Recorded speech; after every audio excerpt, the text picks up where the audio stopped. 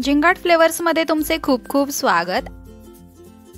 मैत्रिणींनो, आपण नेहमी विचार करतो की आपणास किचन टिप्स, स्वयंपाकासाठी नवनवीन टिप्स व डिशेसची माहिती मिळाली तर आज आम्ही तुमच्यासाठी घेऊन आलो आहोत स्वयंपाक करताना वापरात येणाऱ्या काही खास किचन टिप्स, ज्याचा वापर तुम्ही आरामाने आपल्या किचनमध्ये करू शकता। टिप नंबर 1, टोमॅटोचा पल्प काढण्यासाठी। टोमॅटोचा पल्प काढण्यासाठी टोमॅटो कुकरमध्ये मीठ व पाण्यात उकळावे, त्यानंतर त्याची साल पटकन काढता येते। या पल्पचा उपयोग टोमॅटो सूप, ग्रेव्ही व ज्यूस करण्यासाठी करता येतो। टिप नंबर 2, शिळ्या पोळीमध्ये ताजेपणा आणण्यासाठी। शिळ्या पोळ्यांना कुकरमध्ये 1 ते 2 शिट्ट्या देऊन उकडून घ्याव्यात व ते तेलाने तव्यावर कडक भाजून घ्याव्यात। अशा पोळ्या रुचकर व नरम लागतात। अशा पोळ्यांचा खाण्यासाठी आरामात वापर करू शकता। टिप नंबर 3, लिंबांना जास्त दिवस ताजे ठेवण्यासाठी काय करावे?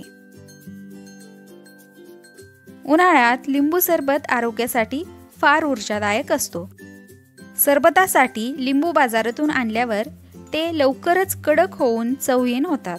यासाठी लिंबूंना नीट धुवून व नंतर पुसून त्यांना नारळाचे तेल लावल्यास व फ्रीजमध्ये ठेवल्यास ते बरेच दिवस ताजे राहतात।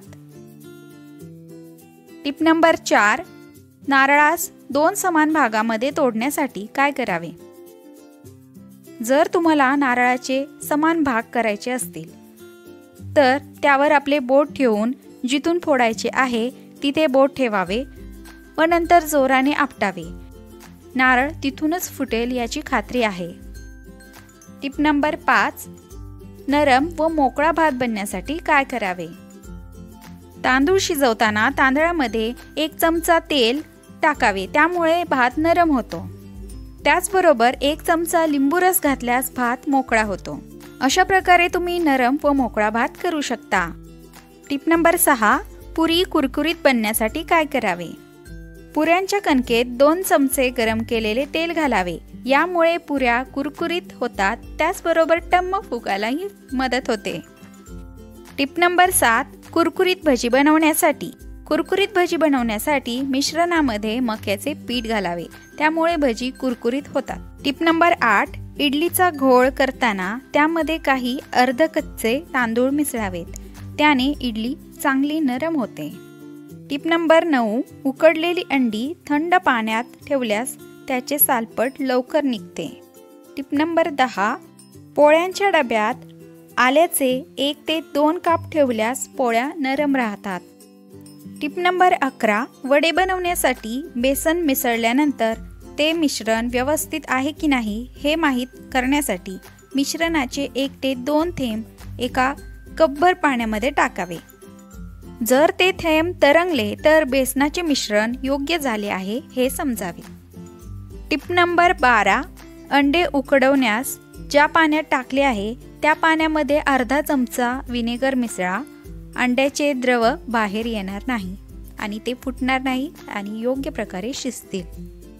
टिप नंबर 14, कारल्यामधील कडूपणा कमी करण्यासाठी त्यात मीठ घाला व अर्धा तास फ्रीजमध्ये ठेवा। टिप नंबर 15, हिरव्या भाज्या कापल्यावर त्याला प्लास्टिक डब्यामध्ये ठेवू नये। टिप नंबर 16, कांदा 2 भागात कापून त्यास थंड पाण्यात 5 ते 10 मिनिटे ठेवल्यास कापताना डोळ्यात अश्रू येत नाहीत। टिप नंबर 17, कांदे आणि बटाटे एकत्र ठेवू नये, त्यामुळे बटाटे लवकर खराब होतात। टिप नंबर 18, बटाट्याची चिप्स बनवताना कापलेले कच्चे चिप्स थंड पाण्यात अर्धा तास ठेवावे, त्यामुळे ते फार क्रिस्पी बनतात। टिप नंबर 19, भेंडीची भाजी बनवताना त्यात 1 ते 2 लिंबाच्या रसाचे थेंब घातल्यास भेंडी चिकट होणार नाही। टिप नंबर 20, पुरी किंवा भजी तळताना तेलात मीठ घातल्यास भज्यांमध्ये कमी तेल शोषले जाईल।